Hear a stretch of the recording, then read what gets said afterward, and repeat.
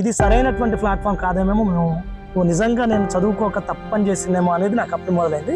అప్పటి నుంచి ఏదో ఒకటి సాధించాలనే ఆలోచనతోటి సరే ఒక సర్వీసు, గవర్నమెంట్ పబ్లిక్ సర్వీస్ కానీ గ్రూప్ 1 గ్రూప్ 2 ఆఫీసర్ కావాలనే ఆలోచనతో మా ప్రయాణానికి మొదలుపెట్టాం.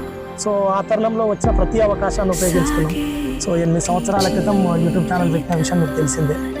అక్కడి నుంచి అకాడమీలో ఎడ్యుకేటర్గా పనిచేసినాం 3 ఇయర్స్.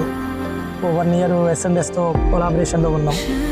తర్వాత సొంత యాప్ బిల్డ్ చేసినాం. ఇలా 4 ప్లాట్ఫామ్లు చేసినాం. మొత్తానికైతే డూఆర్డై నెట్వర్క్స్ విజయశేఖర్ వాళ్ళ విద్యలని కూడా మీకు తెలిసిందే. సో వాట్ ఎవర్ అది సక్సెస్.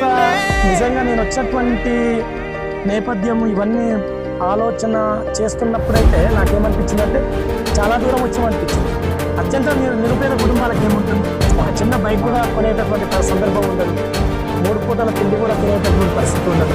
దాంట్లో ఒక చిన్న వయసులో రియలైజేషన్ మొదలు కావడం, ఆ చిన్న వయసులోనే సమయాన్ని యూటిలైజ్ చేసుకోవాలనేది